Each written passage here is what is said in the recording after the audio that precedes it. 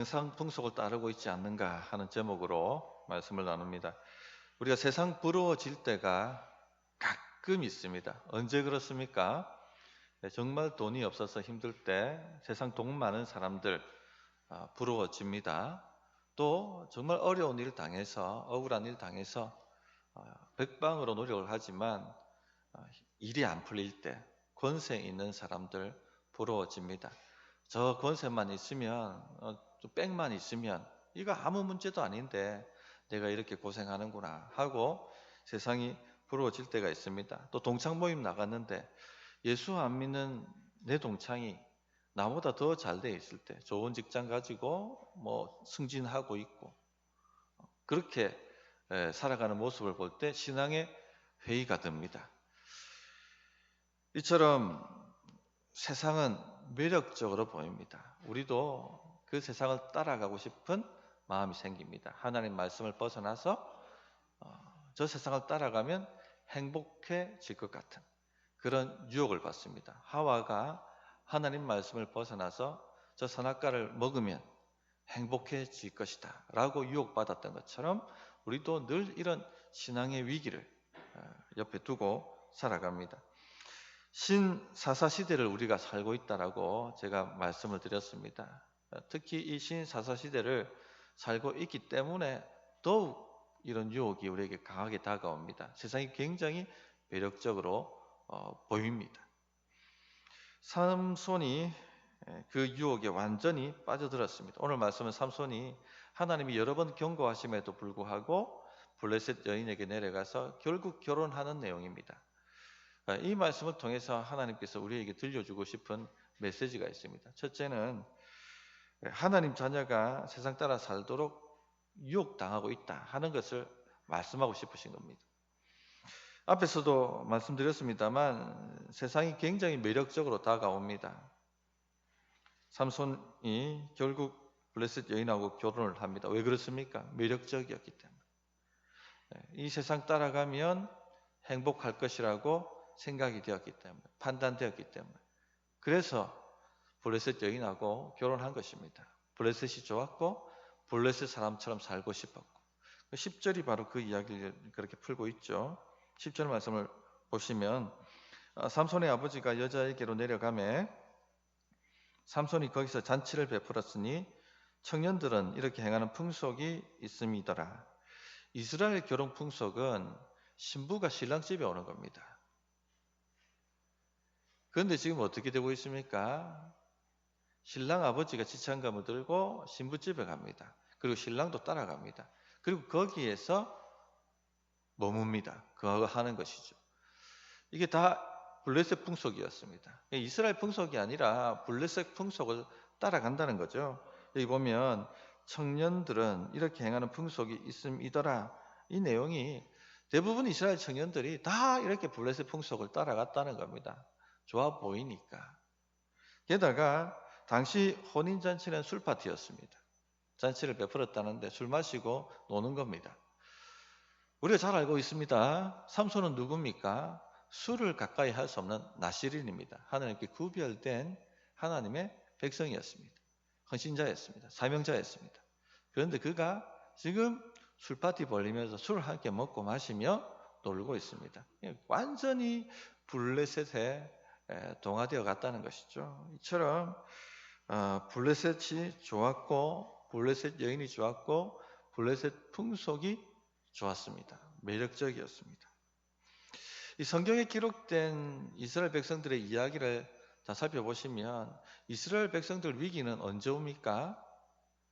신앙이 위기를 맞았을 때 위기가 옵니다. 사사기 다 그런 내용이죠. 또 사무엘 상하 다 그런 내용이죠. 열왕기 상하 다 그런 내용이고 역대기 상하 다 그런 내용입니다. 이스라엘 백성들이 위기를 맞이했을 때는 항상 신앙의 위기 때문에 그 위기를 맞이한 것입니다. 줄기차게 세상을 따라갔습니다. 세상이 좋았고 세상과 결혼했고 세상을 추구했고 하나님 말씀은 반면에 따분하게 여기고 하나님은 굉장히 고리타분한 것처럼 자꾸 주변으로 밀어냈습니다. 그것이 이스라엘의 위기였습니다. 그런데 그걸 잘 몰랐죠, 그들은. 성도님들, 교회 위기도 신앙의 위기로 옵니다. 성도의 위기도 신앙의 위기로 오는 것입니다. 우리가 어떤 큰 어려움과 위기를 만날 때 잘 살펴보시면 결국 그거는 신앙의 위기 때문에 오는 거예요. 핵심은 그것이죠. 세상이 좋고 세상이 부럽고 세상 사랑하고 세상 추구하고 그렇게 될 때 위기가 온다는 것입니다. 사사기 내용이 다 이것 다루고 있습니다. 이스라엘이 정복했던 민족들이 왜 다시 일어나서 이스라엘을 오히려 정복합니까? 왜 이런 역전이 일어났습니까?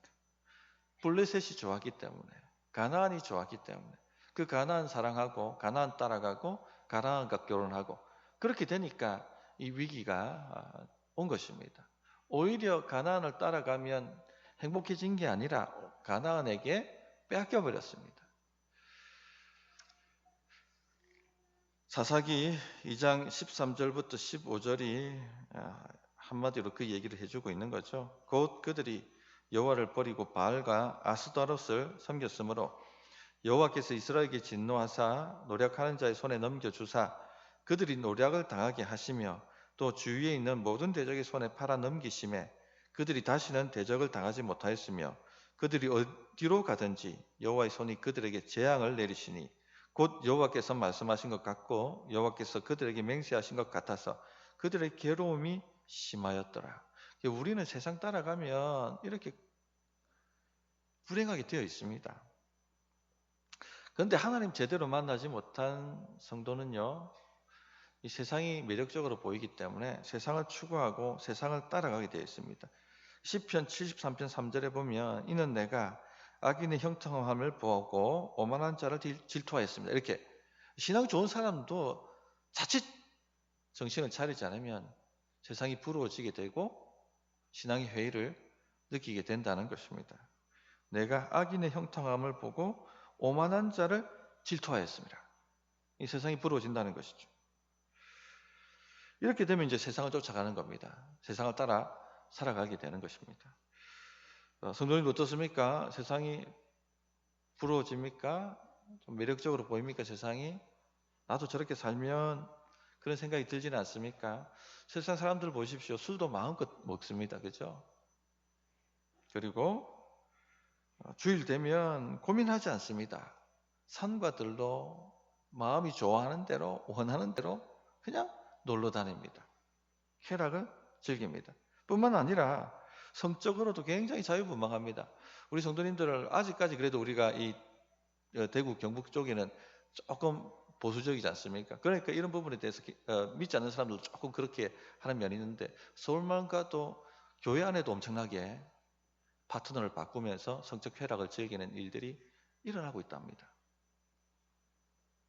이찬수 목사님 설교할 때 그 얘기하시는 거 듣고 깜짝 놀랐습니다.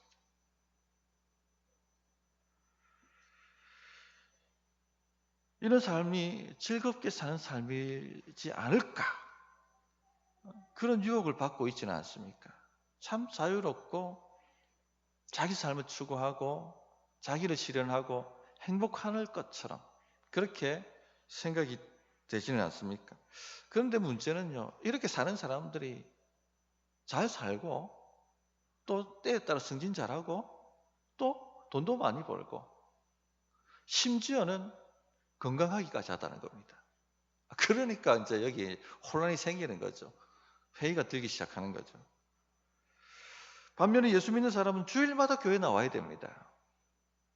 아침 일찍 몸을 단장하고 나온다는 게 이 보통 수고가 아닌 겁니다. 게다가 술도 마음껏 마시지 못합니다. 세상 쾌락 마음껏 즐기지 못합니다. 또 하라는 것은 왜 그래 많습니까?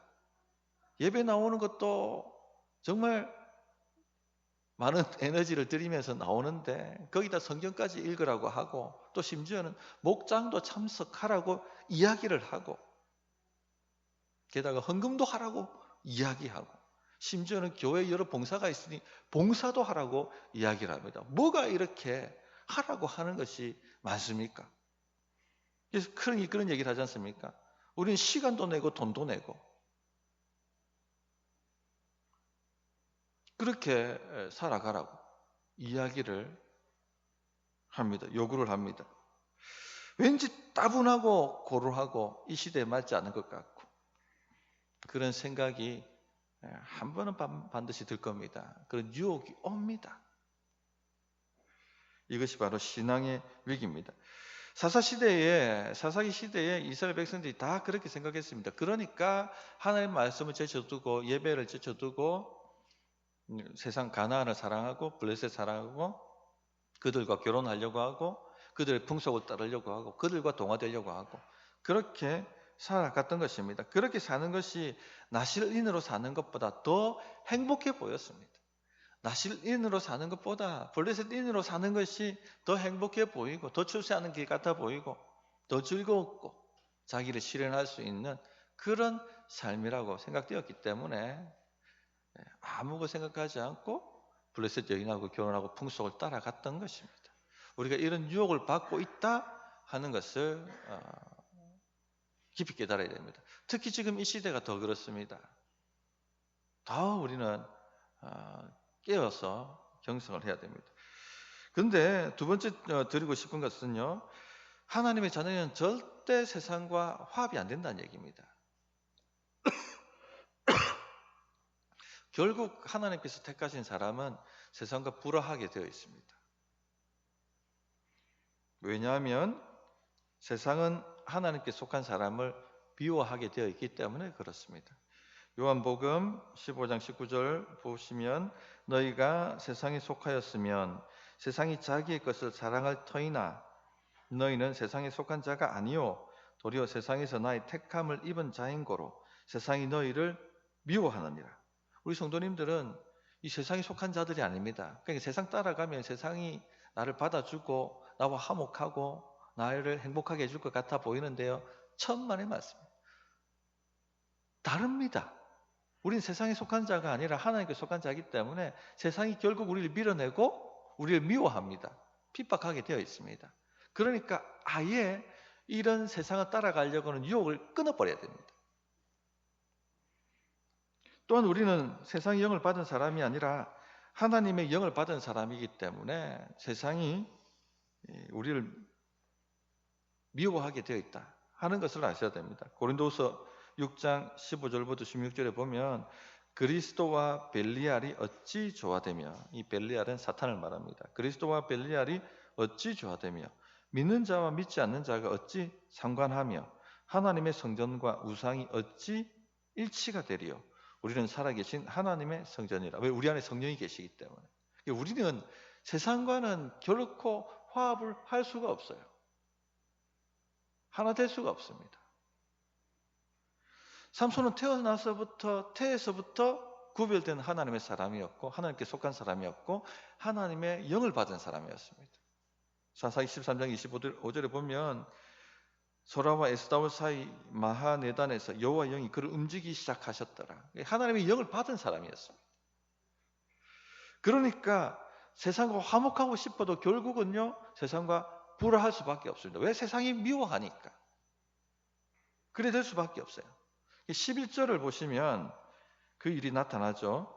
블레셋 무리가 삼손을 보고 30명의 장정들을 데리고 와서 친구 삼아 그와 함께 했다라고 말씀하고 있습니다. 11절이 그 내용이죠. 무리가 삼손을 보고 30명을 데려와서 친구를 삼아 그와 함께 한지라. 이 들러리로 30명을 데리고 왔다는데 왜 데리고 왔습니까? 친구 삼아. 여기서 친구 삼아는 그냥 친구하자고 데리고 온 게 아닙니다. 힘을 가시하려고 데리고 온 겁니다. 데리고 온 겁니다. 삼손을 완전히 죽여 놓으려고, 기죽여 놓으려고. 삼손도 뒤로 밀리고 싶지 않은 거죠. 그러니까 수수께끼를 내는 겁니다. 자, 나하고 수수께끼 하자. 네가 나의 수수께끼를 풀면 내가 겉옷 30벌, 베옷 30벌을 너에게 주겠다. 이 겉옷은, 베옷은 이 큰 긴 옷을 얘기합니다. 평상시 입는 옷이고 또 잠잘 때 덮는 이불같이 그렇게 이 시대 사람들 그렇게 썼죠. 그리고 겉옷은 정복을 얘기합니다. 잔치라든지 명절이라든지 이런 때 입는 화려한 정복을 얘기하는 것이죠. 이 옷은 그 당시에는 재산이었습니다. 그러니까 그 블레셋 30명의 무리가 우리 소유를 뺏으려고 하느냐, 그렇게 얘기하지 않습니까? 지금 우리는 옷이 좀 낡으면은 혹은 유행이 지나면은 그냥 갖다 버립니다. 근데 그 당시에 옷은요, 한 벌이었어요. 그러니까 예수님 돌아가실 때 그 예수님 옷을 군사 4명이 나누지 않습니까? 이 재산이거든.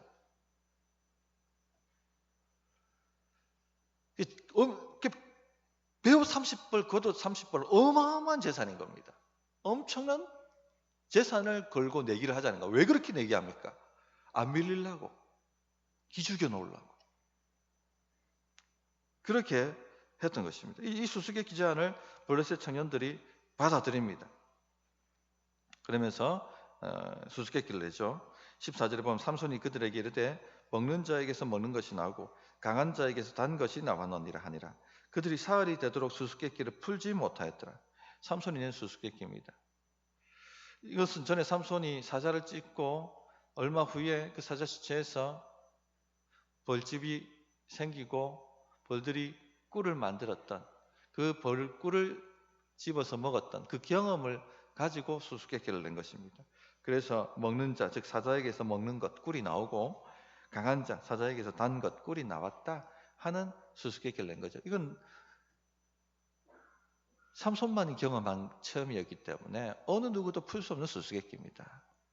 그래서 사흘이 되도록 이 블레셋 청년들은 수수께끼를 풀지 못했습니다. 답을 찾아내지 못했습니다. 그러자 이제 삼손 아내를 협박하기 시작하는 것이죠. 네가 지금 삼손하고 짜고 우리 소유를 뺏으려고 지금 이렇게 하느냐? 만약에 답을 알아내지 않으면 너와 너희 아버지 집을 불태워버리겠다 하고 협박을 합니다. 근데 삼손 아내도 결국은 블레셋 사람입니다. 그죠? 세상 사람입니다. 삼손하고 한 마음이 될 수가 없고 삼손하고 조화될 수가 없는 겁니다. 그래서 결국 블레셋에게로 기운 것이죠. 그래서 삼손에게 울며 불며 수수께끼 답을 알려달라고 조릅니다. 17절을 보시면 7일 동안 그들이 잔치할 때 그의 아내가 그 앞에서 울며 그에게 강요함으로 7째 날에는 그가 그의 아내에게 수수께끼를 알려주매 그의 아내가 그것을 자기 백성에게 알려주었더라. 견디다 못한 삼손이 수수께끼 답을 알려주고 그 답을 블레셋 사람들에게 알려주고 그리고 블레셋 사람들이 답이 이거지 하고 삼손에게 이야기합니다. 결국 삼손이 어마어마한 재산, 겉옷 30벌, 배옷 30벌을 물어야 할 처지가 되었습니다. 너무 분노했죠. 배신당했으니까. 아스글론으로 내려가서 그때 하나님의 영이 임합니다. 그리고 30명의 블레셋 사람을 쳐서 그가 입고 있던 겉옷과 배옷을 가지고 와서 30명에게 줍니다. 즉 이 얘기가 하고 있는 얘기는요. 결국 하나님의 사람과 세상은요. 불화할 수밖에 없다는 겁니다. 그러니까 자꾸 세상 쫓아가지 말라는 거예요. 세상이 미워하게 되어 있으니까. 답이 뭡니까? 하나님 자녀는요. 하나님 자녀답게 살아가야 행복한 겁니다. 사명자는 사명자답게 살아야 행복한 겁니다. 사사의 사명을 받았다면 사사의 사명대로 사는 게 행복한 것이고 나시린의 사명을 받았다면 나시린답게 사는 것이 가장 행복해지는 방법입니다. 세상 따라가면요. 결국 다 있습니다. 왜 세상을 따라갑니까? 얻으려고 따라가거든요. 지키려고 따라가거든요. 그런데 세상 따라가면 얻는 것이 아니라 잃어버립니다. 지키는 것이 아니라 다 빼앗기게 되어 있습니다. 20절 보십시오. 삼손의 아내는 삼손의 친구였던 그의 친구에게 준바되었더라. 이게 뭡니까? 이것 하려고 그렇게 아버지 어머니 속썩여 가면서 딥나의 블레셋 여인하고 결혼하겠다고 그렇게 온 집안을 뒤집어 놓은 것입니까? 결국 이 꼴 보려고 그렇게 했던 것입니까? 다 잃어버리는 것이죠. 이게 비극입니다. 삼손은 블레셋에게서 이스라엘을 구원하도록 부름받은 사사였습니다. 그리고 하나님의 나시린이었습니다. 그런 그가 자신의 신분과 사명을 망각하니까 행복해지는 것이 아니라 불행해지는 것이고 얻는 것이 아니라 빼앗겨버리게 되는 것이고 지키는 것이 아니라 탈취당하게 되는 것입니다. 결국 그가 가지고 싶었던 사랑과 행복한 가정 다 빼앗겨버리고 말았던 것입니다. 어떤 목사님이요 사역은 뒷전이고 자기 자녀 챙기겠다고 그 챙기는데 마음을 더 빼앗기고 그렇게 했던 분이 계셨습니다. 사역과 자기 가족의 어떤 문제가 충돌하면 언제나 사역은 뒷전이에요. 자기 자식들 먼저 챙기는 것이죠. 왜 그렇게 했습니까? 그렇게 해야지 내 자식이 더 잘 될 거니까. 지킬 수 있다 생각하니까. 이게 다 부모 마음이거든요. 그 마음 탓할 수는 없지만 그러나 지켜지는 게 아니라는 얘기입니다. 사명자는 사명자대로 살아야지 지켜지는 것입니다. 나시린은 나시린답게 살아야지 지켜지고 얻게 되는 겁니다. 그런데 세상 방식으로 세상 사람들처럼 그렇게 하려고 하니까 오히려 얻는 것이 아니라 잃어버리게 되는 것이죠. 나중에 크게 깨닫습니다. 하나님 사명을 벗어나 도망가려고 미국까지 갔다가 거기서 아이가 죽을 위기에 처하면서 깨닫게 되는 거죠. 다시 돌아와서 선교사가 되고 신학교 교수가 되고 그렇게 했던 분이 계십니다. 우리 신학교 때 스승이었었는데 진짜 지키는 방법은 사명대로 사는 겁니다. 나시린답게 사는 것입니다. 그래서 누가복음 18장 29절 30절에 보면 이르시되 내가 진실로 너에게 이르노니 하나님의 나라를 위하여 집이나 아내나 형제나 부모나 자녀를 버린 자는 즉 사명을 위해서 가족이 충돌할 때 가족 내려놓고 재산 내려놓고 그렇게 한 자는 현세의 여러 배를 받고 얻는다는 겁니다. 이 기독교인들이 신앙인들이 얻는 방법이 뭡니까? 하나님 주셔야 얻거든요. 하나님 주시는 방법이 뭡니까? 사명대로 사는 거예요. 하나님 자녀답게 사는 겁니다. 그러면 얻는다니까요. 근데 자꾸 세상 방식으로 얻으려고 하니까 세상을 따라가면서 얻으려고 하니까 다 잃어버리는 겁니다. 정신 차려야 되는 겁니다. 이 부분에 있어서 내세의 영생을 받지 못할 자가 없느니라. 영원히 얻게 된다는 거예요. 그러므로 성도님들 하나님 자녀답게 사시기 바랍니다. 사명과 가족이 충돌할 때, 내가 좋아하는 것이 충돌할 때 사명을 따라가십시오. 내가 지키고 싶은 것과 사명이 충돌할 때 사명을 따라가십시오. 그러면 잃는 것 같아 보여도 얻게 되는 겁니다. 그게 진짜 얻는 방법입니다. 왜 그리스도인들이 세상과 동화하고 싶어 합니까? 행복하고 싶었어요, 결국은. 세상 따라가면 행복해질 것 같고, 세상 따라가면 추수할 것 같고, 세상 따라가면 많은 돈을 벌 것 같고, 그런데 전혀 그렇게 되지 않는다는 것을 아시기 바랍니다. 물고기는 어디에 살아야지 행복합니까? 물속에. 나무는 어디에 뿌리를 내려야 됩니까? 산에. 하나님 자녀는 어디에? 하나님 품속에. 그렇게 해야지 진짜 행복해지는 것입니다. 하나님 떠나는 것은요, 물고기가 물 밖으로 나온 것이죠. 나무가 뿌리째 뽑힌 것입니다. 행복할 수가 없습니다. 곧 시들고 말라버리게 되어 있습니다. 반면에 하나님 만나면 다 얻습니다. 하나님을 잃으면 다 잃게 됩니다. 마태복음 16장 25절에 누구든지 제 목숨을 구원하고자 하면 잃을 것이요 누구든지 나를 위하여 제 목숨을 잃으면 찾으리라. 우리가 얻는 방법은 이거란 얘기예요. 사람이 만일 온천을 얻고도 제 목숨을 잃으면 무엇이 유익하리요? 사람이 무엇을 주고 제 목숨과 바꾸겠느냐? 주를 위하여 살면 얻습니다. 주를 위하여 포기하면 얻습니다. 반대로 하면 다 잃습니다. 이것이 바로 그리스도인들이 얻는 방법입니다. 지키는 방법입니다. 그러므로 하나님 자녀답게 살기로 우리가 결단하십시다. 자, 이게 음력설이 새로운 출발 아닙니까? 우리가 새해가 됐다 얘기하잖아요. 새해 결단을 이렇게 하자는 얘기입니다. 이제 내가 올해는 좀 그전까지는 이 사명과 내가 좋아하는 거 내가 지키고 싶은 것이 충돌할 때 우선순위를 여기 뒀다는 얘기예요. 그렇게 살아봤다는 겁니다. 한 30년, 40년, 50년, 60년, 70년 살아보지 않습니까? 그러면 딱 답이 나오잖아요, 이제. 안 되더라. 안 되더라, 이게. 얻는 것 같은데 보니까 다 쎄버리더라. 얻는 것 같아 보였는데 다 잃어버리더라. 예. 이거 세상 따라가면서 얻는 것은 조금씩 얻다가요, 한 방에 다 잃어버립니다. 그러나 하나님께서 주시는 방법은 조금씩 하나님 위해서 잃어버리는 것 같은데 한 방에 다가 몰아서 갚아주시는 거예요. 결단하십시오. 올해 내가 하나님 자녀답게 살겠다. 사명자답게 살겠다. 절대 뒤돌아서지 않겠다. 타협하거나 양다리 걸치거나 그렇게 살지 않겠다. 그런 결단을 해보십시오. 그러면요, 결국은 얻게 됩니다. 그런 은혜가 우리 성도님들에게 충만하기를 기도하고 바라고 원합니다. 어떻게 응답해야 될지 1분간 기도하겠습니다.